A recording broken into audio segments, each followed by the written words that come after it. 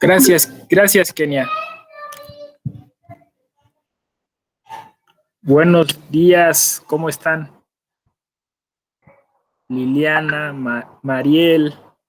Buenos días. Candy. Buenos días. Buenos días. Buenos días. Julio, Salomón, Abel, ¿no? Cristian. Buenos días. Muy bien. Bueno, pues estamos dentro de este interesante. Hola, Nayeli, Jacqueline. Así como es un plus, ¿no? Para reconocernos, ¿no? O sea, aunque estemos aquí en lo virtual, es importante, ¿no? Este ejercicio de acompañamiento, que al final, para lograr de alguna manera superar este viejo vicio que tenemos en la pedagogía en general, de ver como la clase como un monólogo, ¿no? O como lo que le llaman el formato de clase magistral, verlo como un acto de complicidad. Entonces, así como los vicios que traíamos en presencial los trasladamos acá a lo virtual, pero bueno, pues hay que tratar en la medida de lo posible generar esta pedagogía colaborativa. Entonces nos vamos acompañando y digamos, más allá de la regla que incluso se puso por ahí en algún breve y pequeño reglamento que se hizo para la escuela, ¿no? Sobre el encendido de cámaras y todo esto, o sea, básicamente es por eso, ¿no? Me digo, por reconocimiento, ¿no? O sea, por eso la saludo y lo saludo personalmente para que emprendamos juntos esta actividad, ¿no? Y pueda yo ver sus rostros y ver sus reacciones y escucharlas y escucharlos, que va a ser lo más importante, ¿no? Al final, igual si no pueden encender sus cámaras por alguna razón, superar, insisto, ese tema de la simulación, ¿no? Sí, simular que yo vengo a dar clase y simular que ustedes están aquí, pues para compartir esos conocimientos, ¿no? Al final, y tiene que ver con el tema, y ya entro de lleno con el tema, o sea, los datos están ahí. O sea, al final de cuentas, en esta era del Big Data, si ustedes quieren acceder a un tema particular, a un desarrollo concreto, van a encontrar PDFs, van a encontrar videos, van a encontrar incluso nuestras propias clases de la plataforma de la Escuela Judicial Electoral. Entonces, ¿qué es lo que lo haría distinto? O sea, ¿qué es lo que sería distinto? ¿Cuál sería el plus de estar en este espacio virtual ahora si ya todos sus datos están, ¿no? Ahí, pues lo que lo vuelve distinto justo es el trabajo constructivo, ¿no? Que podamos generar en torno a ello, ¿no? Las ideas que podamos articular a partir de quien se encuentra aquí esta mañana y la mañana de mañana para poder generar un conocimiento respecto de este tema, ¿no? Vamos entonces a hacer un planteamiento del problema para poder hacer de la clase una especie de hipótesis y demostración de esa hipótesis, ¿no? Lo vamos a hacer a través de este modelo, de este método que es seminarial, que consiste en ir sumando visiones, incluso como le llaman, ¿no? Lluvia de ideas, generando una especie de mapa mental a propósito de este tema, como lo vamos a plantear este problema. Por eso siéntanse con la confianza de abrir su micrófono en el momento que lo deseen, o si les gusta un poco más pues eso, la formalidad del orden y el orden, y eso, pues podemos usar la mano, ¿no? Virtual también. Es mejor. Muy bien. Entonces, el asunto la cuestión es la siguiente, ¿no? El Estado moderno fue fundado en función de una serie de ideales que algunos consideran o llaman hoy principios constitucionales, pero pues al final ustedes sitúense en ese momento en el que le toca a alguien decir, vamos a crear una institución. Más, incluso estaban discutiendo sobre el propio concepto de institución, ¿no? O sea, como algo social, como algo público, como algo que surge de la sociedad, pero que se formaliza o que se autonomiza, pero que tiene que formar parte de la sociedad de algún modo. O sea, en ese momento en el que alguien está perfilando, está pergeñando cómo debía ser esto que se llamaría Estado, ¿no? O sea, no siempre existió. Y quizá a nosotros nos agarra muy cómodo llegar y decir, pues ya está, y estas son sus características y eso, pero ese momento, ese ejercicio de retrospección, o sea, de ir a ese momento originario, es importante, porque entonces, ¿por qué se les ocurrió que era importante que esa organización política del asunto, que esa organización política tenía que tener unos espacios destinados para las libertades informativas? O sea, ¿cuáles son las ideas que circulaban en la cabeza de estas personas para incluir dentro del catálogo de requisitos de lo que estaban fundando, lo que estaban formando estas libertades, ¿no? O sea, eso es lo que hay que pensar. Ese es el planteamiento del problema. Ahí está, ¿no? Y de ahí vamos a generar una serie de preguntas adicionales. ¿Esto como lo plantearon era adecuado? O sea, claro, en el plano ideal pues, puede resultar interesante, pero o sea, era adecuado como lo plantearon. Sí, vamos a hipotizar que dijimos sí, porque básicamente pues, estamos en una sesión de un diplomado que presume eso, no sé si me explico. O sea, el título de la sesión de este diplomado no pone en cuestionamiento eso, aunque nosotros podríamos hacerlo justo por un ejercicio didáctico, ¿no? O sea, damos por hecho que son necesarias esas libertades. No sé si me explico, ¿no? Pero incluso podríamos hacer ese otro ejercicio, ¿no? ¿Por qué son necesarias, no? Después, ¿son necesarias como ellos la plantearon? ¿Se pudieron plantear de otro modo? Luego, a lo largo en el transcurso de los siglos, ¿qué sucedió con esas libertades? ¿Se sumaron algunas más? ¿Esas mismas libertades se transformaron en otra cosa? Y lo interesante de este ejercicio, por eso decía que es como una especie de mapa mental de lluvia de ideas, nos permite incluso hacer un viaje en el tiempo. O sea, la mente es maravillosa para estas cosas, ¿no? Estamos yendo hacia atrás y estamos yendo también hacia adelante, ¿no? ¿Qué está sucediendo con esas libertades hoy? ¿Qué va a suceder en los próximos 50 años con esas libertades? ¿Sí? Ese es el ejercicio que vamos a tratar de hacer. Entonces, son una serie de preguntas. Ayer veía un video, me gustó mucho cómo lo desarrolló la magistrada Gabriela Villafuerte, parafraseando a Marichuy, y decía ella que lo importante del camino, de la lucha, de los derechos de las comunidades indígenas, no son las respuestas, ¿no? Sino son las preguntas, ¿no? O sea, preguntas correctas nos llevan a búsquedas correctas, no sé si me explico, ¿no? Entonces, no hay que escatimar este ejercicio pues sí, socrático, mayéutico, de preguntar. Yo la hipótesis que tengo es que, bueno, una gran hipótesis y luego de ahí se va a desbrozar, se van a hacer otras derivaciones. Lo que creo es que estas libertades se volvieron demasiado utópicas. Faltó una especie de realismo político para afrontarlas y sigue faltando eso, ¿no? O sea, dicho de otro modo, lo voy a decir más sencillamente, se convirtieron en un gran discurso. O sea, se convirtió, y paradójicamente o curiosamente,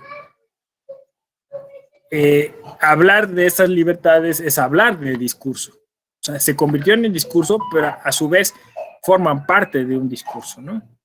O dicho de otro modo, se convierten en una especie, este concepto me encantó cuando lo leí, de unos filósofos latinoamericanos, se convirtió en una semiósfera, ¿no? O sea, se convirtió en un espacio semiótico en el cual se van generando un montón de significados, pero el asunto, por eso dije que es utópico y poco realista, es quién va generando esos contenidos, quién va generando ese discurso, ¿no? Quién va generando esa oportunidad de hablar, ¿no? Y creo que es donde estamos situados nosotros como generación, ¿no? Como sistema de pensamiento, ¿no? Y ahora en la mañana teníamos una reunión con el grupo de doctorandas y doctorandos de la Escuela Judicial Electoral, y decía David Cortés que pues que justamente esto que estoy mencionando, ¿no?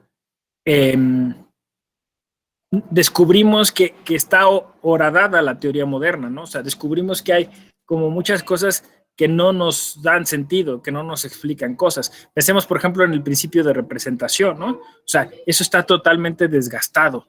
Y vuelvo a lo mismo, ¿no? O sea, alguien imaginó un estado en el cual su legitimidad iba a estar situada en el que se iba a ostentar como representante del pueblo, ¿no? Eso estuvo en todas las revoluciones, ¿no? O sea, es decir, iba a venir una institución que iba a profesionalizar la política y que decir, tú ya ciudadana, ciudadano, no hagas política, la política la voy a hacer yo, ¿no? Las leyes las voy a hacer yo, la estructura la voy a poner yo y tú nada más te vas a encargar de disfrutar los beneficios de ese trabajo. Vas a recibir derechos, vas a recibir libertades, vas a recibir servicios, ¿no? Pero para hacer ese ejercicio, la base, el ideal, la idea era que entonces nosotros tuviéramos espacios para decir qué es lo que íbamos a querer, qué es lo que íbamos a pretender, qué es lo que íbamos a pedir, ¿no? Porque si entonces nos iban a dar lo que les diera la gana, pues yo creo que nadie se hubiera comprometido con una institución llamada Estado, ¿no? Y aunque eso es lo que pasa, ahí es donde justo digo, no es realista el asunto, ¿no?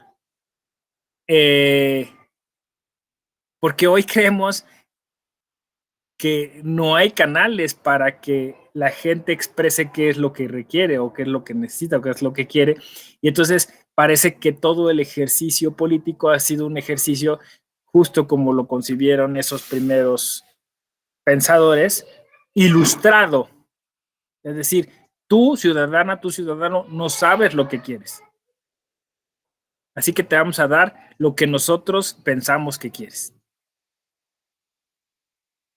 ¿Sí? Entonces, ahí está como la hipótesis, ¿no?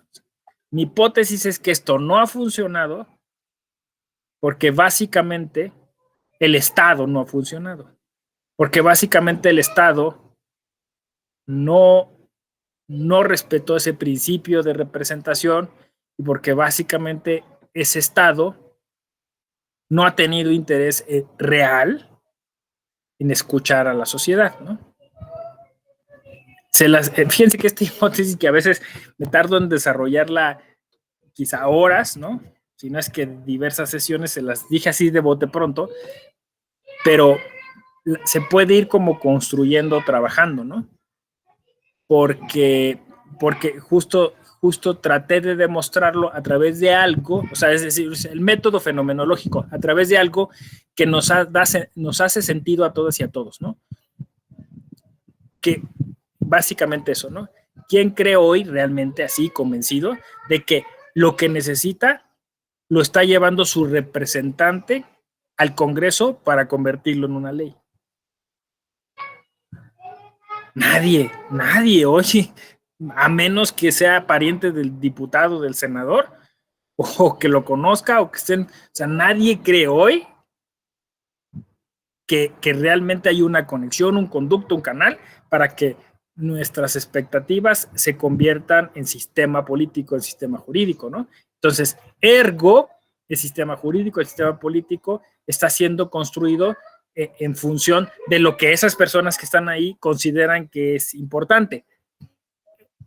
Si lo pensamos de buena fe, porque si lo pensamos de mala fe, lo construyen pues para mantenerse en el poder, para generar conexiones, para que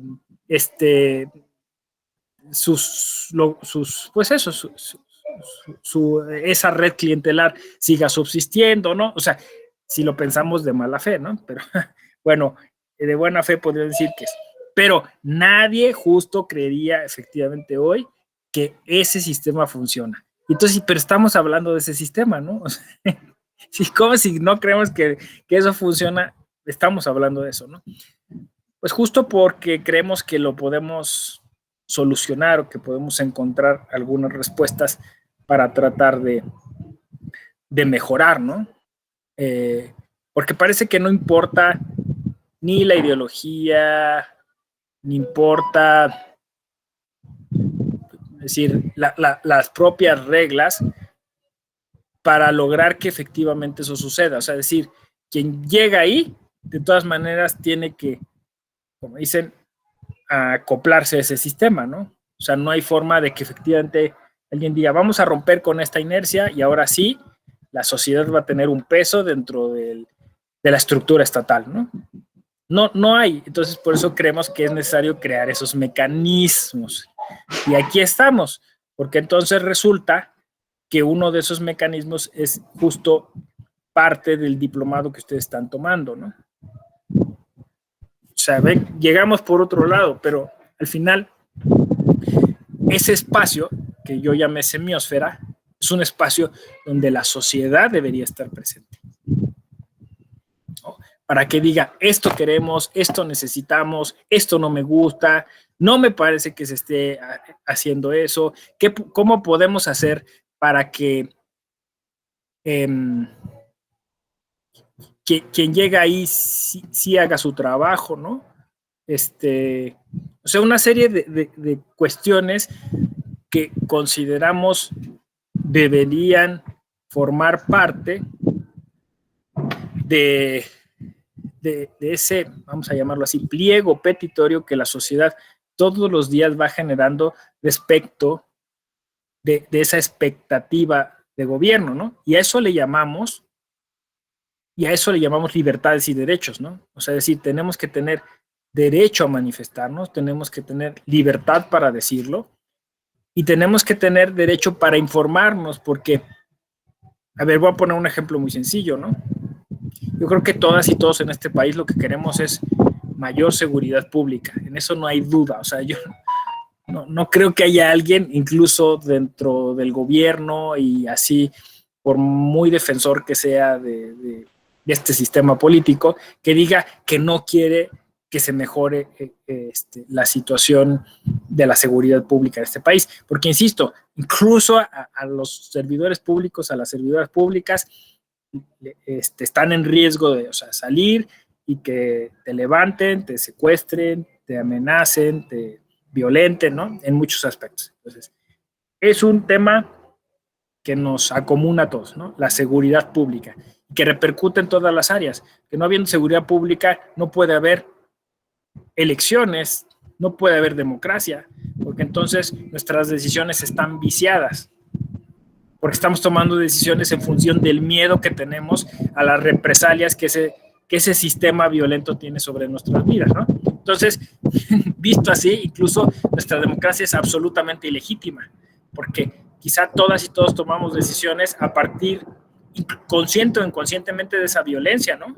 Híjole, pues yo mejor voto así porque de otro modo, si no, me vienen a amenazar o me vienen a decir, o sea, no, realmente no votamos libremente por considerar esa es la mejor opción, ¿no? Sino quizá estamos votando en este país todos por miedo. Fíjense qué terrible, ¿no?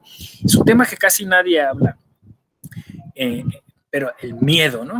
O sea, Mongan tiene un libro sobre eso, ¿no? O sea, pero bueno, igual Levinas, ¿no? Este gran filósofo. Y yo creo que antes la propia Hannah Arendt quizá tocó el tema del miedo. Bueno, entonces, eso tenemos todos, hay un consenso, ¿no? Queremos que mejore la seguridad pública. Pero ahí, ¿cómo hacemos para...? Es una buena pregunta. ¿Por qué estamos así? O sea, ¿por qué creemos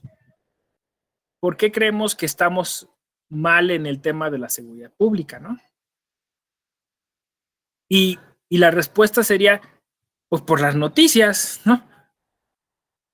Y entonces eso quiere decir que si hay un espacio de información en el que esa convicción o esa sensación, ¿no? De hecho, bueno, incluso podemos decir, por un tipo de noticias que genera la estadística, ¿no? Porque a lo mejor alguien abrió una noticia donde dice, la sensación de inseguridad del ciudadano mexicano o mexicana, porque hay muchos estudios sobre eso, es de tal o cual, ¿no? Y estamos situados a nivel mundial y tal. Pero alguien también podría decir, más allá o sea, ahí hay todo un trabajo, ¿no? ¿Qué son los medios de comunicación? ¿Cómo generan esas noticias, no? Si incluso una noticia muy escandalosa se censura, ¿no? Justo para evitar pánico o miedo en la sociedad. Y si eso está bien o está mal, ¿no? O sea, ahí también hay todo un trabajo. Pero más allá de eso, o sea, también tenemos redes de información, o sea, nos informamos con nuestros vecinos a través del WhatsApp, ¿no? O sea, quizá, pues a través eso de la prensa local, no sé. O sea, justo ese ejercicio es para un poquito problematizar que efectivamente la intuición que tuvieron aquellas personas que fundaron el Estado moderno era real, ¿no?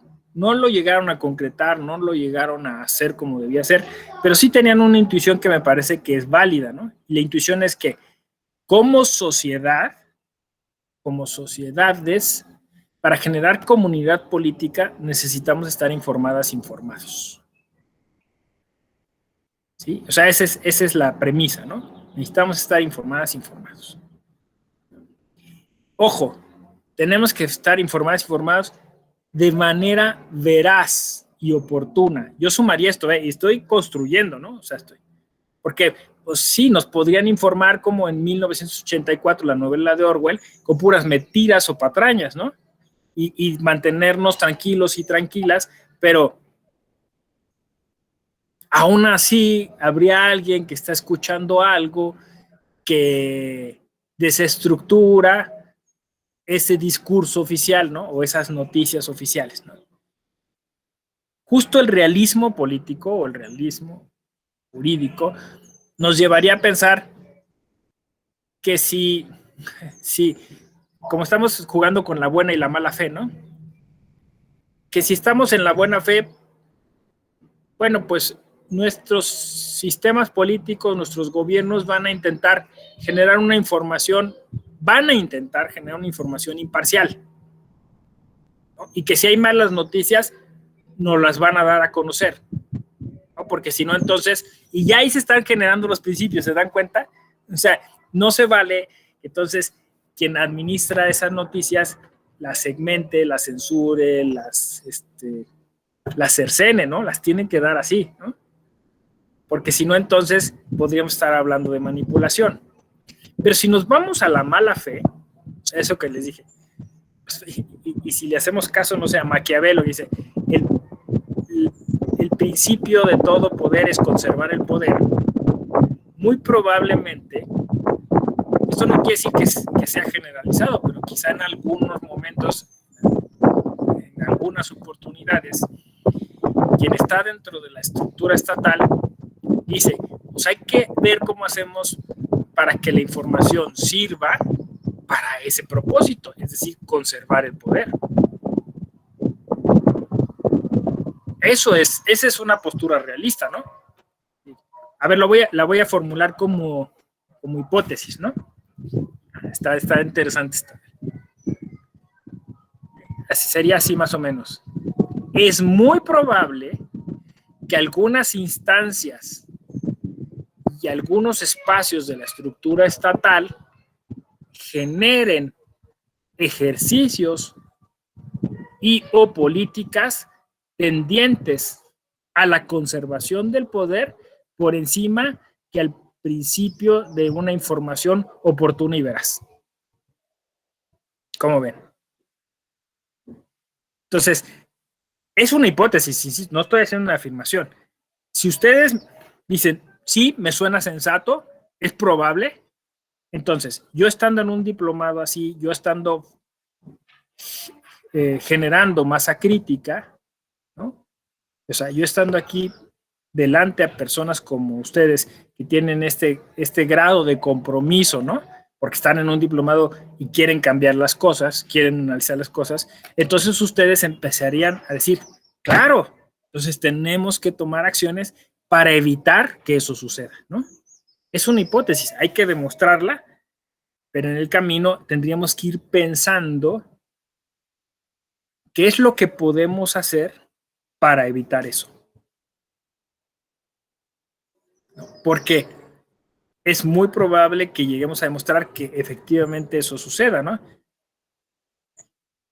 Lo interesante sería eso, empezar a sumar casos, ejemplos, para, como dice mi amiga Erika Zárate, para tener pruebas, ¿no? Y al final vamos a hacer un juicio. Es que justo hoy publicamos una entrada en el blog de Literatura y Justicia de Erika Zárate, que es secretaria en la Suprema Corte, sobre... Ella es experta en derecho probatorio, entonces lo que ella hizo un ejercicio es si podemos demostrar a través de pruebas en términos del derecho probatorio si se está dando un daño real al medio ambiente, ¿no? Entonces ella llega a la conclusión que a diferencia del derecho probatorio, donde puedes tener pruebas muy estandarizadas y muy identificables, hay procesos que son, o sea, que son como de larga data, ¿no? Que no es necesario, digamos, tener pruebas inmediatas, ¿no? Sino que casi todo el contexto te está gritando esas cosas, ¿no? No sé, sería muy difícil hoy demostrar lo contrario, o sea, demostrar que no hay un cambio climático, demostrar que no hay un daño al medio ambiente, ¿no? Es poco lo que ella dice. Si quieren, léanlo mejor, porque ella lo explica mejor que yo. Pero creo que nos sirve de símil o nos sirve para este propósito, ¿no? O sea, es decir, claro que podría yo tener alguna que otra prueba sobre eso, ¿no? O sea, decir, pero ni siquiera, o sea, en este momento ni siquiera tendría por qué estar diciendo estas pruebas, porque parece de sentido común, o sea, parece sensato pensar que mucho del modelo de comunicación política se ha planteado en esos términos, ¿no? De conservación del poder, de acceso al poder, más que de fomentar un ejercicio de libertad o de libertades informativas. Lo voy a decir de otro modo. Es pregunta, ¿eh? O sea, ¿creen ustedes que realmente las campañas electorales o el modelo de comunicación política en este país realmente busca, en la mayoría de los casos, informar, generar debate público, generar cultura cívica? Yo creo que no. ¿Ven? ¿Ven por dónde voy? Pero entonces, la mentalidad del abogado, del electoralista es, vamos a poner reglas, vamos a obligarlos, No, me parece que no. O sea, el asunto es que está planteado mal desde el inicio. Porque hemos creído que el modelo de comunicación política justo sirve para eso. No para informar, sino para informar lo que yo quiero. Ya, llegamos ahí, fíjense. Llegamos ahí. Entonces lo que se requiere exacto es un análisis un poco más holístico, ¿no? Más integral. Porque, sí, claro, entonces viene la tentación, insisto, de poner reglas, ¿no? Pero aquí el problema es que las reglas, una vez que las entiendes, te las puedes brincar, ¿no? ¿Qué es lo que pasa siempre con el modelo de comunicación política? ahí pusiste esta regla, bueno, lo hago así, lo hago por este lado, ¿no? Digo, en cualquier, si les voy a contar una historia, ¿no? En cualquier otro lado parecería ilógico, pero en el contexto mexicano es posible. Y esto demuestra un poco lo que estoy diciendo, ¿no? Que se trata de una tendencia, de una actitud, de una cultura, ¿no? O sea, no se trata del sistema, se trata de cómo operamos el sistema, ¿no? El Partido Verde Ecologista dice, puesto que no está legislado el tema de las redes sociales, voy a utilizar Twitter para que durante la veda electoral tuiteras y tuiteros que tienen bastantes seguidores y seguidoras, pues hagan como una especie de mensaje o llamado para que voten por nosotros, ¿no? O sea, ahí era tan fácil como decir, eso no se vale, o sea, no se vale porque lo que pretendemos es la equidad, ¿no? No sé si me explico. Eso no, o sea, en cualquier cabeza eso no se vale, pero buscaron cómo darle vuelta a la regla. Y lo hicieron, ¿no?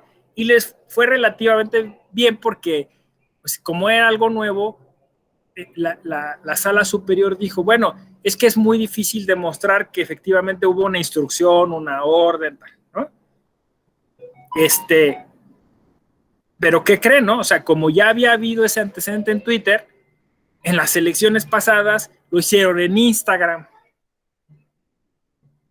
¿no? Y ahí sí les fue mal, ahí dijeron, no, es que ahora sí se pudo demostrar, porque además cometieron el error de hacerlo sobre el mismo mensaje. O sea, todos los influencers que hablaron en Instagram lo hicieron utilizando el mismo mensaje, ¿no?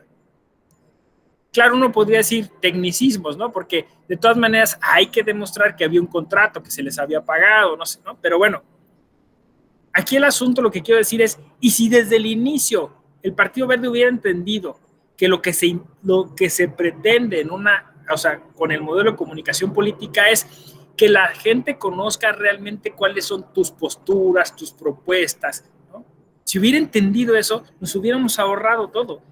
Incluso voy a decir una barbaridad, pero no hubiéramos ni siquiera necesitado de reglas ni de instituciones. No sé si me explico. Bueno, vi que alzó su mano Ernesto, ¿no? No está aquí en la... Ernesto, ibas a decir. Adelante. Sí, lo que comenta es cierto, pero también en gran parte la sociedad como tal tiene cierto grado de responsabilidad, porque la política también se ve desafortunadamente de una óptica mercadológica.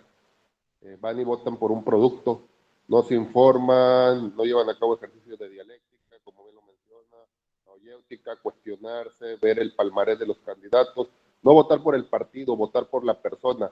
Aquí en nuestra sociedad tenemos ese gran vicio, que votamos por el partido creyendo que el partido es el bueno, y el partido solo es una institución abstracta, tanto en partido A, partido B, partido C, hay buenos y malos elementos.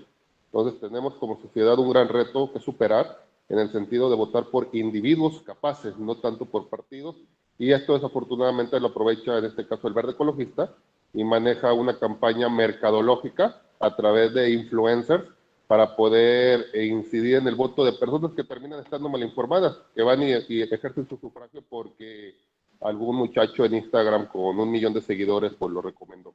¿Es cuánto, maestro?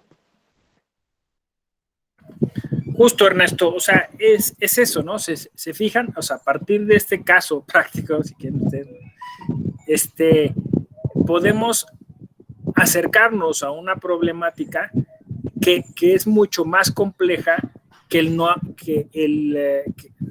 el simple hecho de no haber respetado las reglas, ¿no?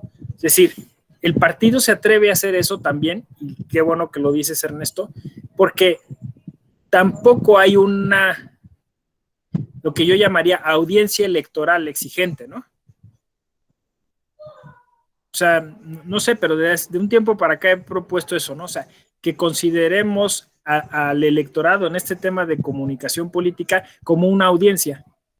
como se hace con las otras audiencias, ¿no? O sea, que las audiencias podemos exigir que tengamos mejores contenidos en los medios de comunicación. Creo que sobre todo aquí tendríamos que exigir como audiencia, audiencia ciudadana, audiencia electoral, tener contenidos verídicos, contenidos verificados, ¿no? Contenidos adecuados que fomenten el debate político, ¿no? Entonces dices bien, Ernesto, también es que el partido se atreve porque sabe que hay una audiencia que no es muy exigente, ¿no? Que ese es otro tema que también tendríamos que pensar, ¿no?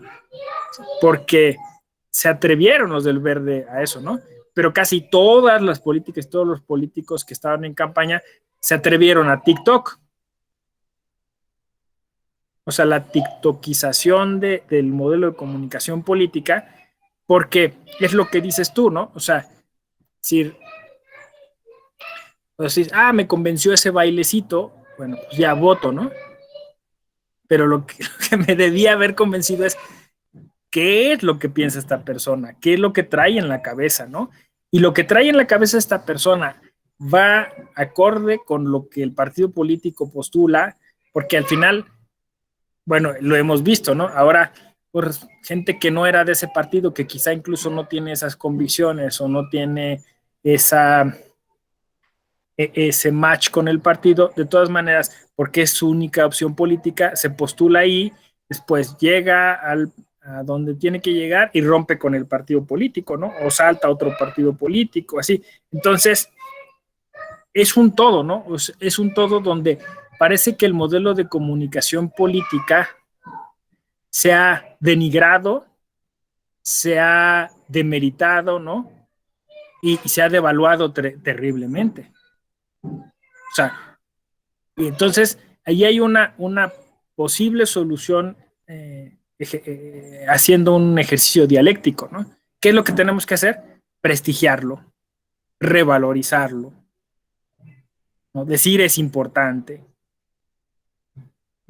Porque si parece, o sea, que, bueno, pues me arriesgo, hago esto o juego con este asunto, con este tema, y después a ver si me sancionan o me multan o lo que sea, y entonces van jugando con los riesgos, ¿no? Pero ¿quién es el afectado? Pues el ciudadano o la ciudadana, ¿no? Que al final termina recibiendo un modelo de comunicación política, como he dicho, absolutamente manipulado y poco colaborador de una cultura cívica adecuada, ¿no? Idónea, ¿no?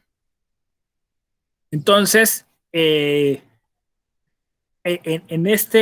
justo en este ejercicio que hemos realizado, podemos verificar que las soluciones son multifactoriales, ¿no? O sea, que no se agotan con el tema de una reforma electoral, ¿no? Es que hay que hacer una reforma electoral y hay que hacer... No. O sea, lo que hay que hacer es generar una cultura cívica correcta para que ese electorado sea exigente con sus políticos y para que entonces los políticos se vean y las políticas obligadas a generar información de calidad, ¿no? O información que efectivamente genere el debate político, ¿no? O genere una cultura democrática, una cultura cívica, ¿no? Que respeten la equidad, que respeten incluso la diversidad de su auditorio, ¿no? Del electorado al que se van a dirigir y una serie de cosas que como generación le tendríamos que estar exigiendo a esos actores políticos, ¿no? Digo que es multifactorial porque también este ejercicio, o sea, puede iniciar desde abajo, que es lo más difícil, porque, o sea, apostarle a la educación, a la capacitación, es un largo trayecto, o sea, va a llevarnos muchos años, pero también hay que apostarle a lo otro, ¿no? A que quien está dentro del lado de la generación de esas ideas, de esa información, se convierta en alguien mucho más responsable. Y ahí entonces empezamos a formular igual también propuestas. A mí se me ocurre que ahí podríamos hablar de ética. Y como estamos justo en el nivel de las propuestas, entonces cabe todo lo que ustedes gusten y manden, ¿no? O sea, pienso, ¿no? Podríamos hacer que los partidos políticos tengan una especie de ombudsperson, ¿no? Como pasa con las audiencias, que esté pendiente de qué están haciendo la gente que hace campaña, ¿no? Y entonces que de alguna manera desde el mismo partido político se regule el modelo de comunicación política. Oye, pues no estás haciendo propuestas interesantes, ¿no? Estás denostando, estás agrediendo, no sé, ¿no? Y todo, aquí siempre el tema es muy sutil porque la gran cuestión es que nosotros apostamos a un modelo libertario, ¿no? O sea, la idea es que se libere, ¿no? Y que cada quien diga lo que sea y diga lo que quiera y no haya como cortapisas y censura, ¿no? Y haya como una especie de autorregulación. Pero ¿cómo hacemos para generar esa autorregulación? O sea, ¿cómo hacemos para que la gente que está dentro de ese espacio entienda que tiene que ser muy responsable y muy comprometida respecto del modelo de comunicación política? Y casi les estoy como preguntando, ¿no? O sea, ¿a ustedes qué se les ocurre que podríamos hacer, ¿no? Insisto, más allá de las reglas que ya existen, ¿no? De las sanciones que ya existen, ¿no? Es decir, yo creo que es desde los dos lados, ¿no? O sea, generando una sociedad más exigente respecto de lo que consume dentro de el modelo de comunicación política y haciendo que quien genera ese modelo de comunicación política sea más responsable y tenga más compromiso respecto del propio modelo, ¿no? Ahí a mí se me ocurre también que el propio modelo debiera ser estudiado. O sea, es decir, tendríamos que tener una especie de, pues, de observatorios, de programas, de proyectos, donde estemos estudiando cuáles son las ideas que circulan dentro de ese modelo de comunicación política. Yo creo que no lo tenemos.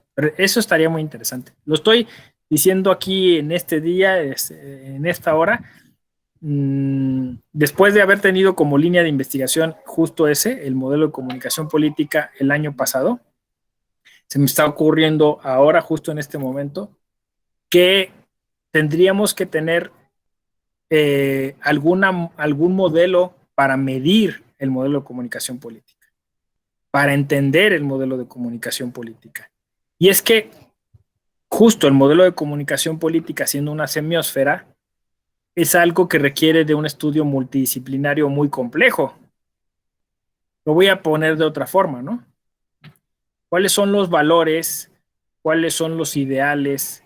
¿Cuáles son las ideas? ¿Cuáles son las imágenes que hay sobre nuestros derechos político-electorales hoy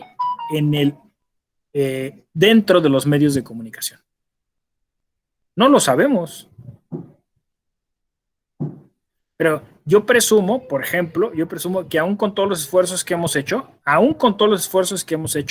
ese modelo de comunicación, ojo, también es muy complejo el concepto, porque modelo da la impresión de que se trata de algo a lo que aspiramos, ¿no? Entonces, vamos a hablar ahorita así de cuál es nuestro sistema de comunicación política, para ponerle un nombre, ¿no? O sea, todo eso, cómo nos comunicamos políticamente, cómo generamos ideas, cómo las compartimos, cómo las debatimos, cómo las discutimos, a eso me estoy refiriendo, ¿no? Porque eso es lo que nos interesa. que ese sistema nos ayude y nos sirva para tomar mejores decisiones políticas, ¿no? Para que fomente mejor el ejercicio de nuestros derechos políticos electorales. A ver qué otras cosas les ocurran, pero creo que eso, sistema de comunicación política. Decía yo presumo que a pesar de todos los esfuerzos que hemos hecho, ese sistema de comunicación política hoy por hoy es misógino y racista. A ver, ¿cómo ven? Ya les solté ahí un torito. Si nos suena muy bonita así, no, estamos hablando de perspectiva de género y tal, perspectiva intercultural. Pero en realidad, yo presumo que ese sistema de comunicación política sigue siendo hoy en 2022 misógino y racista. O sea, no tiene mucho que yo siempre pongo ese ejemplo porque es muy radical, que cuando Marichuy alzó la mano para tratar de contender en las elecciones siendo vocera del Consejo Indígena de Gobierno, ¿no? Y que pues dijo voy a ir como pues en el único modelo, o sea, en el único mecanismo que está disponible, que es el de la candidatura independiente, y dijo soy aspirante a candidata independiente. O sea, las redes sociales se inundaron de improperios racistas y misóginos, ¿no? No sé si se acuerdan ustedes. Si ubican ese caso, ¿no? No fue hace mucho, o sea, fue en la elección presidencial pasada. Entonces, este ejercicio nos lleva a muchas preguntas, ¿no? ¿Por qué somos así? ¿Debiéramos cambiarlo? ¿Pudiéramos cambiarlo? Si no, entonces seguimos otra vez en un discurso. No sé si me explico. Y lo que estamos discutiendo aquí, pues es hasta pérdida de tiempo, ¿no? ¿Cómo lo cambiamos? ¿Será cierto que cada sociedad tiene el gobierno que se merece? Nos merecemos pues eso, un sistema político misógino, autoritario, clasista, porque como sociedad somos así. A ver qué me dicen. Hasta aquí ya me eché un rollazo, así una hora. Me gustaría escucharlos. ¿Qué piensan de lo que se ha dicho?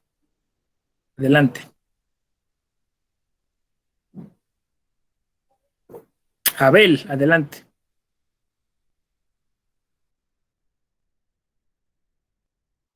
Gracias, doctor. Buenas tardes, excelente su exposición. Y realmente me ha hecho reflexionar muchas cosas que de repente vemos. Yo estoy en Oaxaca y en estos momentos vivimos un proceso electoral para la renovación de la gobernatura y precisamente me vienen muchas cosas de lo que usted acaba de exponer, ¿no? Primero, que pues muchos todavía votamos por el miedo, porque llega en brigadas de gente a presionar los líderes a buscar a su gente para que voten a favor de un candidato con algunas dádivas que les dan, quiera o no, es una presión al voto, es una compra al voto, es una cuestión de esas que no debería de ser, pero sí se da, y no solamente se da para un candidato, sino casi todos hacen exactamente lo mismo. Tanto los del partido A, B, C, todos hacen lo mismo. Y a partir de ahí, pues nosotros como sociedad pues no exigimos o no encontramos los mecanismos para poder visualizar un cambio en la forma de cómo hacer política, de cómo hacer las campañas electorales y el sistema, principalmente el sistema de comunicación política que hemos tenido, que no tiene nada de fondo. No hay propuestas concretas, no hay, todo es al vacío, todo ronda en la cuestión de quiero ganar, quiero cambiar las cosas, pero no se dice cómo, no se dice con qué y no se dice con qué. Y pues, ¿cómo podemos cambiarlo? Lo que usted decía, ¿no? Que a través de reformas, a través de, a lo mejor, una capacitación sobre lo que es la cultura cívica, la cultura política. Algo que hemos estado viendo, por lo menos en el proceso electoral pasado, el organismo local, el OPLE de Oaxaca, trabajó sobre algunas acciones, las acciones positivas que le llamamos, ¿no? Que son las políticas públicas que vinieron a cambiar un poquito el rostro de la forma de participación política de la ciudadanía. ¿Esto qué implicó? Que personas que pudieran participar mayoritariamente o en igualdad de condiciones, hombres y mujeres, la integración de candidaturas, de planillas, en la cuestión horizontal y vertical, pero también a partir de ahí se pudieron integrar a personas indígenas, a personas afromexicanas, personas de edad mayor, como le dicen, o jóvenes, ¿no? Eso nos ayudó mucho para poder más o menos equilibrar un poquito las cosas y que no, y eso pues también nos llevó a un proceso muy, un poquito muy ríspido por los tiempos electorales, ¿no? Quiere decir que cuando sacó el OPE la convocatoria, pues les exigió, ¿no? Que estuviera integrado por 50% de hombres, 50% de mujeres, y que dentro de ese 50% de hombres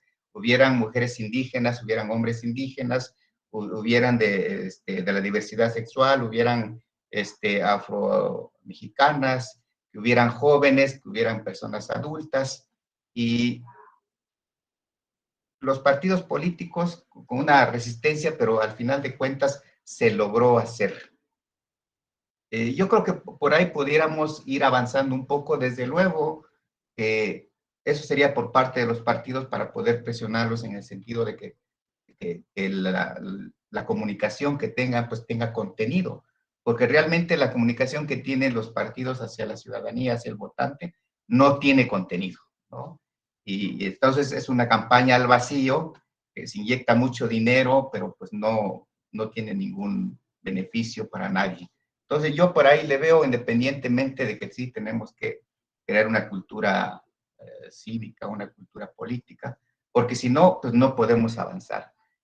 Posiblemente en nuestras generaciones ahorita, pues difícilmente lo podamos hacer, pero sí, pues tenemos que trabajar desde la niñez para que pues de aquí a unos 10, 15 o 20 años ya podamos ver resultados un poquito más concretos. Muchas gracias, maestro. Es cuanto. Sí, yo también estoy de acuerdo así, Abel. O sea, tenemos que empezar a trabajar hoy para que efectivamente en unas 2 décadas lo veamos. Entonces, en Oaxaca es donde estás, ¿verdad? Donde se está haciendo la campaña para gobernador. Ahorita están precandidatos, ¿no? Es así, ¿verdad? ¿Y qué se dice? ¿Sí está Eufrosina con el PAN o no? Está con el PAN, pero no está siendo postulada por el PAN. Ah, ok. Esa me daba dudas. Justo por eso, ¿no? Porque me daba curiosidad, porque justo como es indígena, dije, va a estar interesante. Ella me había dicho que se iba a postular. Bueno, veremos. Gracias, Abel. Mariel, por favor. Hola, buenos días. Bueno, pues yo también estaba analizando lo que comentaba hace un momento respecto a que votamos con miedo, y recuerdo perfectamente la campaña del 2006. Yo tenía 11 años en ese entonces. La campaña de Felipe Calderón, que invitaba a las personas de voten pensando en sus hijos, ¿no? O sea, como piensen en sus hijos, piensen en el bienestar que a lo mejor van a encontrar si votan por mí, pues van a encontrar seguridad. Y pues todo lo que se desarrolló durante su sexenio, ¿no? Muchas personas a lo mejor sí votaron por esta opción política porque creyeron que iban a tener alguna mejoría en cuanto a seguridad. Y bueno, yo recuerdo que a pesar de mi corta edad, pues todo lo que se manejaba efectivamente en los medios de comunicación, de aparentemente la incrementación del crimen, que pues probablemente todo esto del crimen organizado pues ya venía de mucho tiempo antes, y a lo mejor pues no se visibilizaba tanto como en el sexenio de Felipe Calderón. Y y que bueno, obviamente no dudo que haya habido un incremento, pero notoriamente sí hubo un incremento en la difusión del mismo en medios de comunicación a nivel nacional. Y bueno, yo soy del estado de Hidalgo, pertenezco a un municipio pequeño, se llama Nopala de Villagrán, y es un municipio en el que desafortunadamente hay mucha presencia de los famosos huachicoles, el famoso huachicoleo, y de verdad que el último proceso electoral se vivió muy tenso, como que cada vez ha habido más tensión en estos procesos locales, que además al ser locales y ser un municipio pequeño, pues la gente se involucra un poco más. Es un municipio que tiene alrededor de 20,000 habitantes en todo su territorio. Y pues es muy común enterarse que alguna persona está metida en este asunto, o incluso encontrar que en la cercanía ya hay balaceras, que hay que dejan a los muertos en ciertas partes de la comunidad, y eso pues sí siento que se vio reflejado al momento de la votación. El candidato que ganó, pues él proponía poner cámaras en la entrada y salida del municipio, para tener como un mejor control, una visibilidad de este tema, controlar un poco. Y pues nosotros sabemos como sociedad, pues, quiénes son los que están involucrados, ¿no? Quiénes son los que están haciendo este tipo de acciones. Y efectivamente, yo creo que se votó por el miedo, a partir del miedo. No se votó por cuál era la mejor opción, sino cuál era la menos peor, a lo mejor la menos coludida en este asunto de huachicoleo, porque al final pues nos vamos enterando, nos vamos dando cuenta que todos estaban involucrados, ¿no? Que todos los actores políticos que estaban participando en ese momento como candidatos, o a lo mejor ellos no, pero la gente que los estaba apoyando, la gente que los estaba respaldando económicamente, o financiando algunas otras cosas, pues estaban coludidas con este tipo de acciones. Y creo que efectivamente se votó por el miedo, se votó en base en ese sentimiento de desconfianza, en esta razón de no saber cuál era la mejor opción. Y creo que, pues, no sé, o sea, nosotros como sociedad sí estamos llamados a hacer algo, me queda muy claro, pero ¿hasta qué punto podemos hacer algo cuando las mismas autoridades locales, estatales, federales, pues están involucradas en esto, y a quién podemos recurrir? Digo, esto ya es un poquito, un tema un poco que va más allá de lo electoral, pero pues que sí tiene, que repercute en cómo se van desarrollando estos procesos en los distintos lugares. En este caso es un municipio pequeño, no quiero imaginar lo que es aquí en Ciudad de México o en Ecatepec o en otros lugares donde la delincuencia organizada ha ganado terreno de manera incalculable, ¿no? Bueno, es cuanto. Muchas gracias. Fíjate que, bueno, yo también soy del estado de Hidalgo, nací en Pachuca, viví en el Mezquital, en Tula, Hidalgo. Sí, ubico Nopala. Ahora estoy acá en la Sierra Norte de Puebla, y el fin de semana, hace 15 días, no el fin de semana pasado, hace 15 días fueron las elecciones de las comunidades, ¿no? De lo que llaman los presidentes auxiliares, las presidentes auxiliares, ¿no? Las auxiliarías. Y aquí me acordé, Mariel, porque aquí hubo un tema también de huachicol, ¿no? Aquí justamente jugó al contrario. Uno de los candidatos a presidente auxiliar estaba en el negocio del huachicol, y la gente lo castigó y no votó por él, ¿no?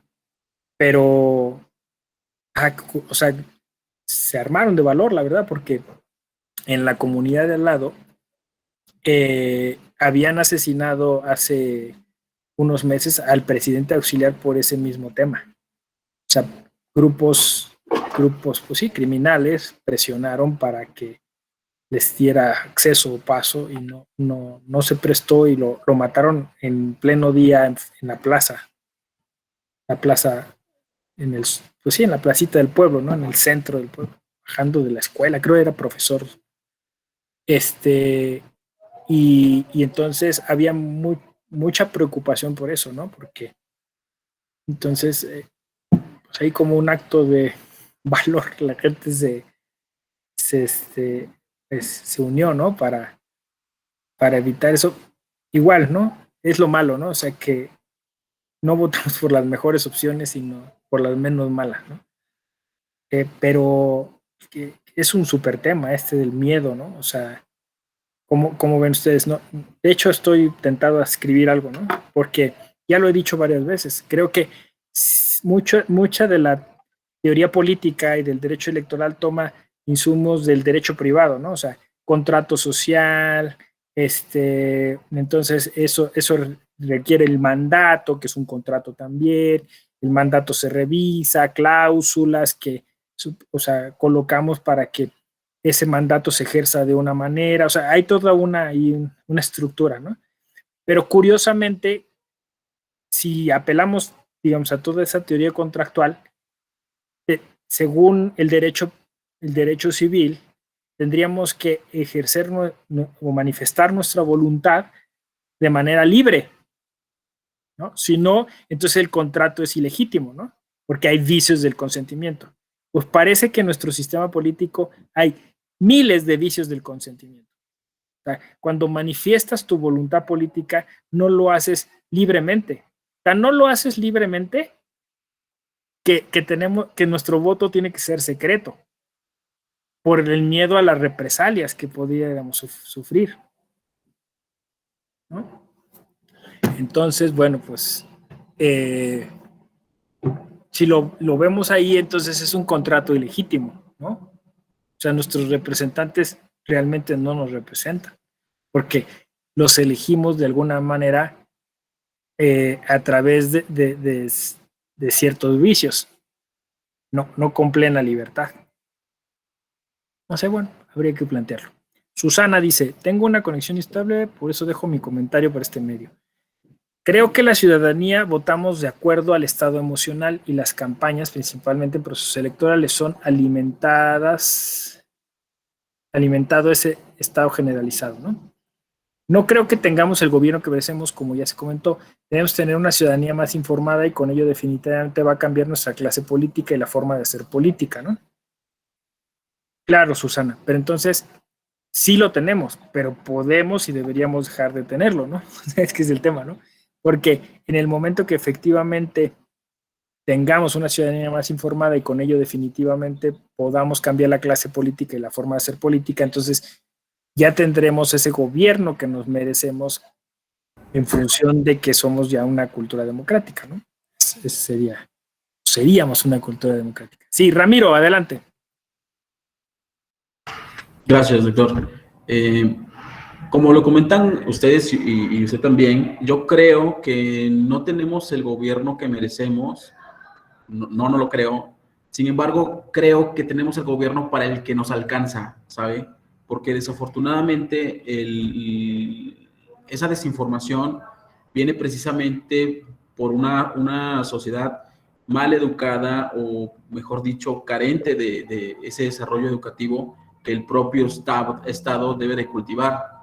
Pero mientras no se desarrolle en ese ámbito, no vamos a tener ciudadanos informados, críticos, que se involucren en los temas importantes del país. Y es por eso que, independientemente de que no tenemos, o que no tenemos gobiernos que nos merecemos, tenemos gobiernos para los que nos alcanzan. Yo así lo veo, señor. Sí, muchas gracias, Ramiro. Sí, ese es el asunto, ¿no? También es que el propio sistema genera que bueno, esto de hecho ya está en un concepto que si les interesa, está maravillosamente esbozado desde hace décadas por un argentino que se llama José Ingenieros y que se llama mediocracia, ¿no? Entonces, el propio sistema genera tener, digamos, estos bajos estándares en la política y no hacer un electorado exigente, ¿no? Lo que se vuelve una especie de círculo vicioso. Fernanda, adelante. Hola, buenas tardes. Yo creo que retomando un poco lo que comentó Ramiro, no solo se trata de la información que se da a la ciudadanía, sino también vamos ya a un problema de la educación. La ciudadanía, la mayoría de la ciudadanía no tiene ni la menor idea por qué está votando, no sabe qué hace un senador, no sabe qué hace un diputado. Algunos saben que es un presidente municipal, ¿no? Pero creo que eso desde ahí ya es un problema que obvio el gobierno no ha querido atacar, ¿no? Yo una vez tuve un alumno que ella estudió todo high school en Estados Unidos y me impresionaba porque pues, a nivel prepa conocía toda la Constitución, sabía cómo funcionaba la Corte y me decía es que teníamos una materia de política y gobierno, ¿no? Aquí pues se da medio una clase de derecho en prepa y solo a los que toman esa terminal no ya llevan todos, cuando debería de haber una mejor educación donde conocieran el gobierno y estructura y la gente supiera por qué está votando. A veces es lamentable que en las mismas campañas ves que candidatos a diputados están ofreciendo cosas que ni son de su competencia, que le tocaría a un presidente municipal o a un gobernador, y pues nadie se da cuenta de todo eso, ¿no? Entonces yo creo que habría que trabajar incluso desde ese nivel. Sí, definitivamente, o sea, tendríamos que generar una especie de, decía yo, le llamé propuesta polivalente, ¿no? O sea, es decir, ya lo dijeron ustedes mejor que yo, ¿no? Hay que tener un programa en las escuelas de educación elemental y media, ¿no? Hay que implementar algunos de estos espacios dentro de los partidos políticos, hay que hacer otro tanto dentro de la propia ciudadanía, o sea, hay que hacer todo lo que se pueda para que esa cultura empiece a diseminarse, ¿no? O sea, que entendamos que tenemos que tener mejores gobiernos, tener mejor cultura democrática, porque eso va a generar un beneficio en todo, ¿no? Fíjense que yo antes era muy reticente respecto del derecho electoral, ¿no? Alguien hace poquito me dijo aquí que en el norte tienen como esa concepción de que el derecho electoral es como para las clases altas, ¿no? Me llamó la atención eso, ¿no? Y yo al principio, o sea, cuando estaba en la carrera, ¿no? Pensaba, no, pues el derecho electoral es algo como que tiene que venir mucho después de que solucionemos los temas de derecho penal, de derechos humanos, de derecho familiar, ¿no? Pero ahora he cambiado mi forma de pensar y creo que es al revés. O sea, si solucionamos esto, solucionamos todo lo demás. Porque entonces tendremos a los representantes que necesitamos para generar toda la legislación y toda la jurisprudencia y todas las sentencias que son necesarias para cambiar todos esos otros. O sea, tendremos a la gente adecuada en el gobierno para que haga programas y proyectos públicos para cambiar las cosas, ¿no? Entonces, efectivamente, creo que es a través de esto que podemos cambiar todas las situaciones, incluido lo de la seguridad pública de lo que hablábamos. Vamos con Patricia, por favor. Buenas tardes. Sí, escuchándolo a usted y a todos los compañeros, pues es como bien dicen, deberían influir varias cuestiones para que haya una mejor información hacia la ciudadanía. Yo recuerdo, por ejemplo, que inclusive los soples tienen prerrogativas o las instituciones tienen prerrogativas para el tema de la educación cívica y a veces estaría bien así como que hacer una pequeña revisión porque ellos tienen acceso a radio y televisión, qué información están dando por estos medios, ¿no? Hacia la ciudadanía, qué capacitaciones están brindando acerca de diversos temas. Porque a veces, bueno, es fácil subir, no sé, una foto que hicieron algún curso, pero no hubo la difusión, por un lado. Por el otro lado, pues sí, la capacitación y la educación cívica. Nosotros como ciudadanos, como bien dice usted, no hay observatorios, no hay una red ciudadana que dé seguimiento, ¿no? Porque yo recuerdo que en alguna de las vías de la Encívica, mencionaban que, bueno, no era solo llegar al tema de la elección, sino ahora ver qué están haciendo tus representantes. Obviamente, pues quién, como bien dicen, con tanta inseguridad, le va a dar seguimiento a esto, ¿no? Pero uno de los ejes de la encívica era dar seguimiento. Y como bien dicen las compañeras, o sea, hay un sondeo. ¿Qué hizo tu diputado que está intentando reelegirse? ¿Cuáles fueron sus propuestas? ¿Las conocemos? No sé, a lo mejor me resulta una idea loca que se creara una red ciudadana donde ahora con las tecnologías de la comunicación, pues de varios estados pudiéramos, no sé, hacer algún sondeo, hacer a la ciudadanía si sabemos qué están haciendo nuestros gobernantes o qué hicieron, sin ningún tinte político, obviamente, porque cuando aparecen, pues la mayoría tiene tintes políticos. Y por cuanto hace también la compañera que comentaba el tema de la educación, es la verdad impresionante que no se le dé la importancia desde la primaria, porque llevamos un tema de educación cívica y obviamente con el tema de la pandemia y todo esto, las clases en línea, pues hay atrasos en la educación y a veces solamente se le da importancia al español, bueno, lo veo con mi hijo de primaria, a español, a matemáticas, y la educación cívica, el libro queda prácticamente ahí guardado porque ya no da tiempo de avanzar, ¿no?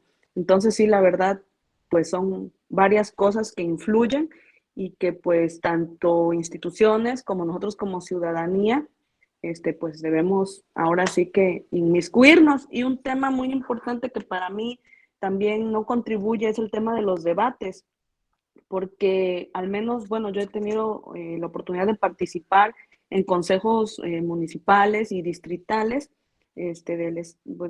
bueno, a nivel regional del estado, y pues no son debates obligatorios, ¿no? O sea, se hace toda la logística, se inscriben las personas o los candidatos para participar en los debates y al último minuto cancelan, ¿no? Entonces, ¿qué mensaje se le está dando a la ciudadanía? ¿Qué propuestas? Si vas a ser un representante y ni siquiera tienes el valor de presentar tus propuestas, yo creo que ahí sí podría ser a lo mejor o designarse una obligatoriedad, al menos para un debate. Gracias.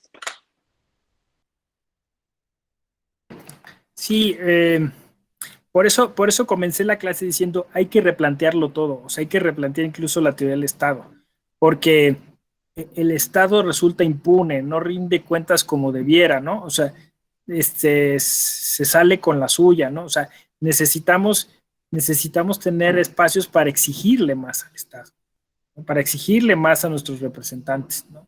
Y eso me parece es parte de este tema del modelo de comunicación política, ¿no? O sea, cuando hablamos de exigencia, cuando hablamos que deberíamos tener otra forma de concebir la democracia, a eso me refiero, ¿no? Es decir, primero superar el miedo y después, entonces, empezar a tener todos estos espacios en los que decir, oye, te estoy vigilando, te estoy mirando, no me gusta cómo haces las cosas, ¿no?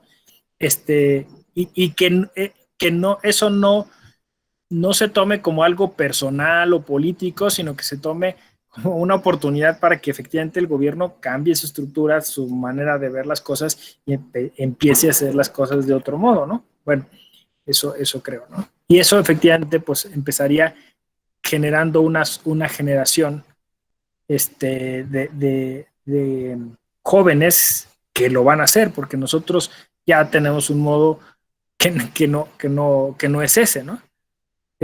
Adelante, Silvia.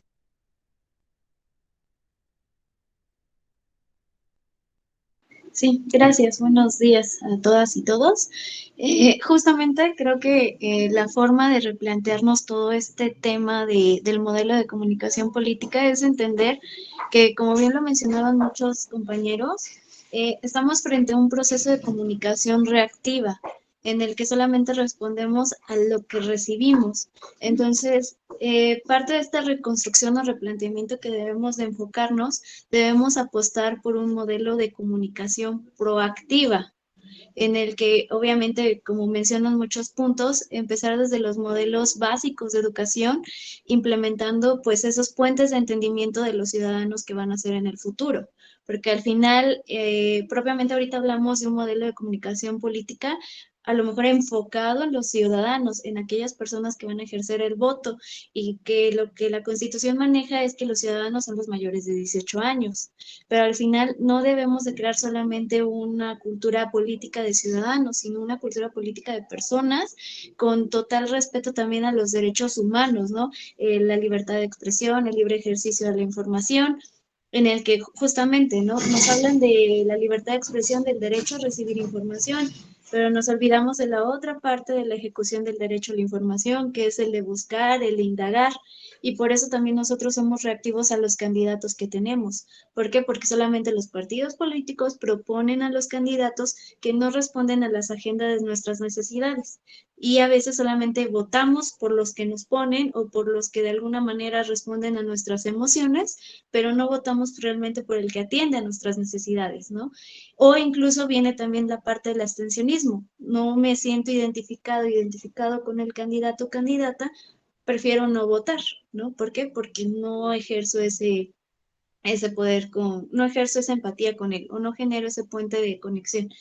Entonces, creo que la forma en que podemos ir evolucionando el tema del modelo de comunicación política es justamente, ¿no? Generar esos puentes de entendimiento desde las edades tempranas, pero desde una comunicación proactiva en el que se le enseña a los más pequeños, los niños y adolescentes, a buscar la información, a conocer, en este caso, en temas electorales, ¿cómo se llama?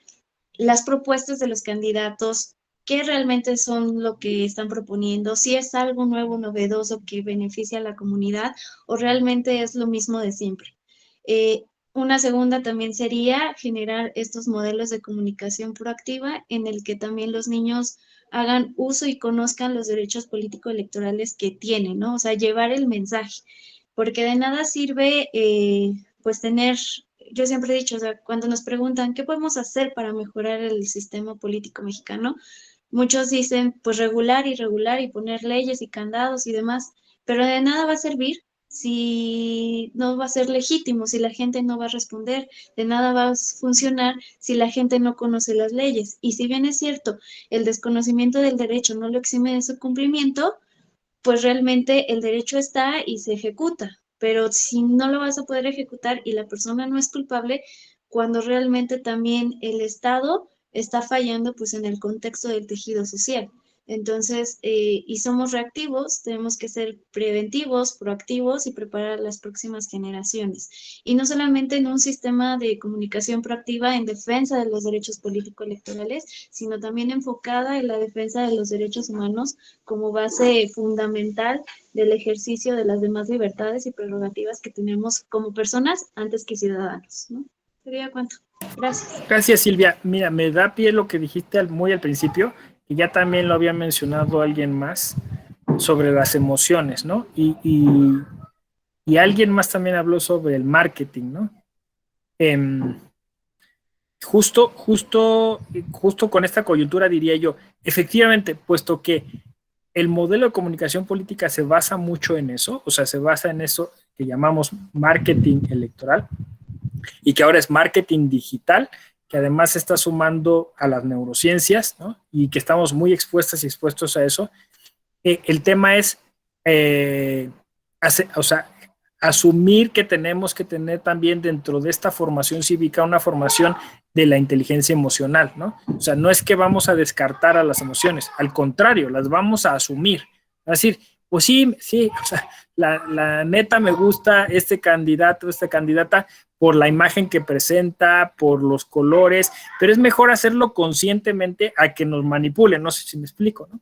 Entonces, me gustó mucho esto de proactivo, porque efectivamente en ese aspecto entonces no somos como pasa justo, mañana el tema va a ser todo eso, ¿no? O sea, el modelo de comunicación política digital. Mañana vamos a hablar de eso, cómo opera esto a partir de todo lo que está sucediendo con las redes sociales sobre todo, ¿no? ¿Qué está pasando a partir del Big Data y todo eso? Pero justo es eso, ¿no? O sea, es decir, pareciera que aceptamos que el modelo de comunicación política es una especie de mecanismo de manipulación. Aceptamos y que efectivamente solo quien tiene la capacidad para para desmontar ese mecanismo, pues puede llegar a tener como una especie de posibilidad, ¿no?, política. Entonces, me parece muy bien que siendo proactivos, pues descubramos cuáles son esos elementos y eventualmente pasemos a la segunda fase, que sí, bueno, sí, ya entendí tu cancioncita, ya me estuvo bien lo que utilizaste, como dijo alguien también, ¿no? Ya sé que tienes buenas intenciones, pero ahora dime cómo lo vas a hacer. ¿Qué vas a hacer, no? Creo que es lo que preocupa. Me parece muy bien. Por cierto, antes de darle la palabra a Laura, Ernesto dice: debates de fondo, no descalificaciones burdas como la de Canallín, esas manifestaciones no abonan en nada a la discusión. Efectivamente, o sea, tenemos que pasar a un lenguaje político más maduro. Si el gobierno está en un curso equivocado, nosotros como ciudadanos tenemos también la obligación de aportar nuestro granito de arena y fomentar una cultura jurídica, la cual es el único camino de defensa del gobernado. También estoy de acuerdo, que es lo que tenemos que hacer desde los dos lados, ¿no? O contra las malas decisiones del gobierno y de los políticos de siempre. Si el abstencionismo fuera un candidato, siempre les ganaría a los 300, en los 300 distritos. Y cuando hablaba Silvia, decía Ernesto, reforma educativa desde el nivel básico en materia electoral. Exacto, exacto. Muy bien, vamos con Laura, ahora sí, adelante. Gracias, maestro. De acuerdo a todo lo que han dicho los compañeros, muy, muy importantes todos sus puntos de vista. Acá en Tamaulipas, pues los norteños luego nos caracterizamos porque somos bien cabeza hueca en ocasiones en algunos temas. Ahorita Tamaulipas en sí está viviendo una crisis política muy importante por la falta. Yo siempre he dicho que un buen ciudadano se debe de complementar siendo un buen ciudadano mezclando el derecho y la política, conocer el derecho y la política, desde un principio, desde lo más elemental como nuestra educación básica. Antes, en los libros de civismo nos enseñaban la división de poderes, cómo se componía el Estado, todo eso nosotros ya nos íbamos dando una idea de como ciudadanos, cómo íbamos a poder implementar este conocimiento en la vida cotidiana. Sin embargo, ahorita vivimos una crisis, una gran crisis en cuanto a que la mayoría de los ciudadanos no conoce nada de civismo, no conoce nada de derecho ni de política. Le digo por qué. En los pasados años, a principios del sexenio de López Obrador, en Tamaulipas estaba pasando algo muy drástico. Se iban a eliminar los poderes del Estado. Se estaba en el Senado, se estaba aprobando la eliminación de poderes y por eso desaforaron al actual gobernador. Eso no pasó del Congreso local. Ahí hay todavía una litis. Sin embargo, ¿qué es lo que pasa con los tamaulipecos? Los tamaulipecos no saben qué está sucediendo, porque no saben que se van a desaparecer los poderes, porque no saben que están quitándole el fuero al gobernador y no saben que va más allá de eso. ¿Qué es a lo que se limitan la mayoría de los ciudadanos? Pues a ser porristas, unos porristas de López Obrador y otros porristas de cabeza de vaca, y no hay una idea que predomine, una idea que traiga ya un conocimiento del verdadero contexto político que estamos enfrentando los tamaulipecos. Los tamaulipecos estamos viviendo una crisis en seguridad y luego nos la canjean, nos dicen, te damos seguridad, pero vamos a tomar el poder y queremos terminar con las arcas del presupuesto. Nos canjean la seguridad por otra cosa. Ahorita hay un proceso electoral para la selección de candidato a gobernador y tenemos de dos sopas. Un candidato que tiene nexos con el huachicol y otro que tiene nexos pues con el crimen y otro también nexos con el crimen. Entonces nosotros, los tamaulipecos, no tenemos una opción viable, no tenemos un candidato que recoja las necesidades que tenemos como tamaulipecos, la principal, la seguridad. El gobernador, para que vea el contexto tan drástico que vivimos los tamaulipecos, nuestro gobernador dijo públicamente que Tamaulipas no es un buen estado para hacer política. Básicamente está diciéndonos, ni se les ocurre hacer política porque pues está muy fea la inseguridad, ¿no? Entonces, todo lo que están diciendo, habló Mariel sobre el miedo. El miedo se ve muy arraigado acá en los estados del norte que tenemos este problema de inseguridad. Las personas quieren participar, no saben cómo, pero también quieren participar desde el anonimato, porque piensan que si salen en una fotografía con una persona que empieza un movimiento social adverso a lo que nos quieren vender como un buen candidato, tienen miedo de que los maten. Y es una triste realidad. El miedo se está apoderando de este tipo de entidades y ese miedo es lo que nos hace ir con los ojos vendados a votar por la menos peor opción. Ahorita que mencionan que falta que nos cultivemos en materia política y en materia jurídica, es necesario, porque yo se los puedo decir como tamaulipeca, a lo mejor y no es la misma realidad en otros estados, pero llega un momento en que la situación se sale completamente de las manos y ahora sí imploramos, necesitamos que ser escuchados, pero ya no sabemos cómo, porque ya la cúpula de poder está en manos de las personas menos agraciadas, y no me refiero a que no tengan a lo mejor la intención, pero ya no pueden porque llegan con compromisos completamente adversos al interés público. Me gusta mucho esta clase y me parecen muy buenas y muy importantes todas las opiniones de mis compañeros. Gracias, maestro. No, a ti, Laura. La verdad es que sí es triste porque ya se va haciendo como recurrente, ¿no? O sea, digo, casi siempre y desgraciadamente, y no, a mí no me gusta como caer en los clichés o cosas así, pero, o sea, en su momento era Sinaloa, ¿no? Sinaloa siempre estaba atravesado por estos temas y ahora de un tiempo para acá es siempre Tamaulipas, ¿no? O sea, Tamaulipas, un lugar bien complicado, ¿no? En el que, o sea, como si es esta idea de Carlos Varela Nájera, ¿no? Nos normalizáramos la violencia, nos acostumbráramos a la violencia, ¿no? Siendo, bueno, pues sí, el dicho que de este gobernador, ¿no? Así, pues ni modo, o sea, es lo que nos tocó, ¿no? O sea, es una sociedad violenta y entonces aquí, pues la democracia se hace de otro modo, los derechos político-electorales se viven de otro modo, ¿no? Y incluso las libertades informativas y el modelo de comunicación política tiene otro cariz distinto que en cualquier otra parte de la República Mexicana, ¿no? O sea, que la violencia haya secuestrado todo esto, ¿no? Y nos deje como atados de mano. Es triste y y bueno, pues habría que empezar a buscarle soluciones. Salomón. Buenas tardes, doctor. Un gusto saludarlo nuevamente, compañeras y compañeros. Yo afortunadamente me casé con una abogada también, entonces nuestros ratos libres son de debate luego, en cada momento. Y en una ocasión, yo hacía alusión a un compañero que había publicado algo con algunas faltas de ortografía.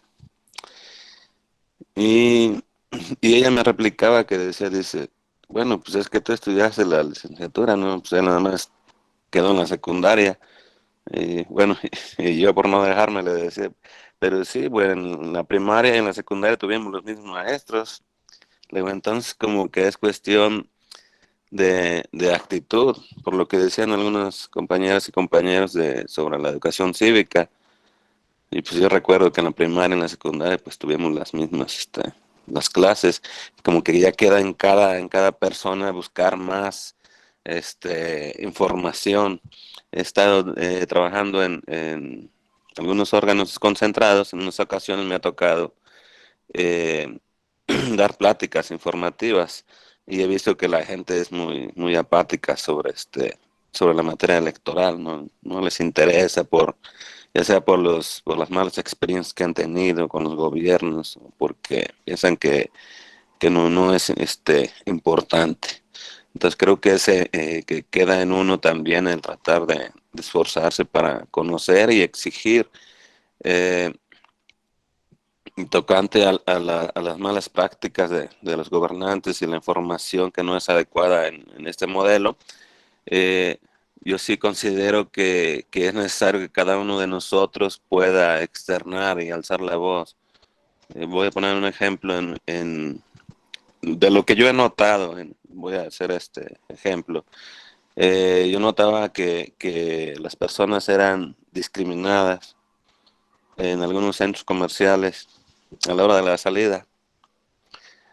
Y en una ocasión mi esposa me dijo pues que no, que me veía mal si yo me expresaba en contra de esas malas prácticas. A la hora de la salida yo notaba en varias ocasiones que el guardia de seguridad solamente revisaba los carritos de las personas que íbamos vestidas de una manera muy informal, ¿no? Que por el aspecto pues se veían de bajos recursos. Y entonces en una ocasión sí me molesté mucho y yo sí le dije al guardia, le digo, ¿por qué me revisas a mí y a aquella persona que vaya de traje, de corbata? Le digo, no. Dice, no, pues es que aquí es de manera aleatoria. Y le digo, no. Le digo, tú estás siendo una persona que está discriminando. Le digo, dice, no, pues yo también soy de bajos recursos. Le digo, pero eso no quiere decir que no me estés discriminando. Y cosas como esas es que algunas personas nos vamos callando. También dentro de los mismos institutos, en este pasado proceso electoral, como se empezaron a hacer las sesiones de consejo de manera de videollamada, en un manual que nos expidió el instituto para las sesiones municipales, venía la recomendación la recomendación de etiqueta, de utilizar ropa de etiqueta, y yo la verdad sí me sentí indiscriminado porque en varias ocasiones yo veía las sesiones del Consejo General y pues algunos consejeros y consejeras ni se peinaban, ¿no? O sea, como se paraban ahí, ellos estaban en las sesiones, pero ¿cómo hacia los consejos o juntas municipales sí venía esa recomendación? O sea, que un instituto donde hay una unidad que se llama de erradicación o de violencia de género y erradicación de la discriminación, ¿no? ¿Cómo puede todavía existir esos estereotipos y esa forma de ser racista? Es lo que decía usted hace un momento, ¿no? O sea, ¿cómo en ese modelo de comunicación puede existir todavía la misoginia, el racismo, ¿no? Entonces son cosas que tal vez uno por protocolo le han enseñado desde pequeño, que no debe alzar la voz, que debe ser como el ajolote, de que siempre se recupera de cualquier pérdida, ¿no? O también como ser sumiso, el creer que los gobernantes son como unos monarcas a los que se le debe hacer caravana, y mucho respeto. O por ejemplo, nosotros que somos abogados, no nos explicamos por qué llegan a un juzgado y te tratan mal, son racistas, o sea, siendo que deberían ser los primeros que deberían de tratar bien a la gente, ¿no? Ya por último, en un tiempo que estuve viviendo en Valle de Bravo, recuerdo que había una marcha, una caminata por la paz. Entonces, me cuestionó, uno de mis hijos me cuestionó sobre esa marcha. Iban todos de blanco. La gente, la verdad, se veía de un nivel económico alto, ¿no? Y yo le decía a mi hijo, le digo, pero de esas personas que están marchando, impugnando por la paz, le digo, ¿cuál de ellas se ha preocupado cuando ve a un niño en la calle que no tiene para comer, que no tiene para educarse? Le digo, ¿cuántos se han preocupado por eso? Le digo, le digo, ahora ya la violencia es parte o resultado de nuestra apatía como seres humanos, de no preocuparnos. A mí ahorita, cuando pasó la pandemia, me pasó, o sea, una cosa es el discurso y otra la acción. Me pasó de que acudí con la maestra, nos veíamos cada semana para ver las actividades. Y yo por ser diplomático se me ocurrió decirle, maestra, lo que guste, yo estoy aquí para servir, para el salón y dice, dice, hay un niño que no tiene internet y que he tenido problemas con él para sus trabajos. ¿No me puede ayudar con él? Le digo, sí. Cuando me dio el nombre, pues yo recordé, ese niño lo habían ya corrido como de unas 4 o 5 escuelas por problemas de disciplina. Entonces yo me quedé así como, bueno, no tendrá otro niño con el que yo le pueda ayudar. Pero bueno, al fin y al cabo, pues sí, accedí y todo y pues ya comprendí cuáles eran los problemas del niño, ¿no? Problemas de familia que tenía y todo eso. Pero a lo que voy de que a veces solamente es el discurso y no actuamos, no alzamos la voz. Gracias, doctor.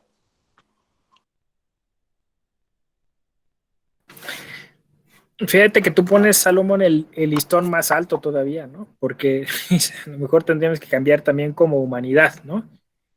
O sea, yo también soy de la idea de eso, ¿no? O sea, creo que hemos creado un sistema egoísta, ¿no? Un sistema que se basa en la supervivencia, que mientras estemos bien nosotros no pensamos en las demás, en los demás. Y por eso inicié la clase con eso, ¿no? O sea, ¿será que quizá ese estado, como lo planeamos, es una institución que no estaba diseñada para lo que hoy como generación pretendemos, ¿no? Que básicamente pues es lograr que todas y todos tengan la misma capacidad para hacerse escuchar. O sea, en el tema de las libertades informativas es eso, ¿no? Es decir, queremos que la voz de todas y todos se escuchen porque alguien tiene hambre, alguien tiene necesidad de educación, alguien tiene necesidad de protección, ¿no? Y eso al final es lo que buscamos, ¿no? O sea, eso es por lo que nos asociamos a través de un Estado. Entonces, digo que pones el listón más alto porque a lo mejor, y también ya lo había comentado Silvia, ¿no? A lo mejor sea tiempo de pensar en una organización social distinta a futuro, ¿no? Yo siempre lo digo, ya quien me lo ha escuchado, le llamo yo, pues eso, ¿no? Derecho futuro, ¿no? O sea, ¿por qué no ese futuro que estamos viviendo hoy lo diseñaron esos hombres blancos europeos del siglo XVIII? ¿Por qué no nosotros asumimos nuestro futuro, ¿no? Y empezamos a diseñarlo como queremos y creemos que debiera ser.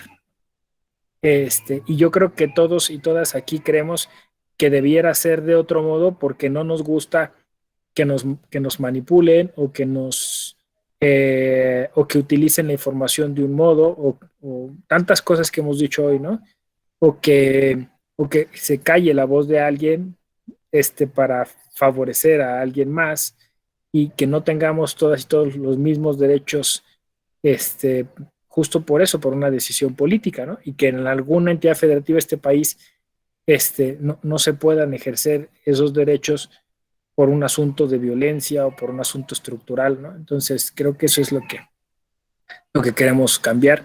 Vamos a pensarlo así. Yo creo que aquí podríamos dejar la clase se queda con un buen ánimo, o sea, un ánimo así como de preocupación, sí, un poco así como pesimista, pero también es algo que nos sirve como para reflexionar, para aquilatar las cosas y decir, bueno, pues sí, hay que empezar a buscar soluciones y mañana podremos seguirle con estos interesantes temas. Les agradezco mucho su atención, ¿no? Les doy pues un saludo, les deseo una feliz tarde y nos vemos mañana a la misma hora en el mismo canal. Gracias a todas y a todos. Nos vemos. Gracias, doctor. Gracias. Hasta mañana. Gracias. Kenia estaba, ¿verdad? Kenia Gracias, doctor. Sí, gracias. Por el apoyo técnico. Gracias. Muchas No, de gracias. nada. Hasta mañana, todos. Nos vemos.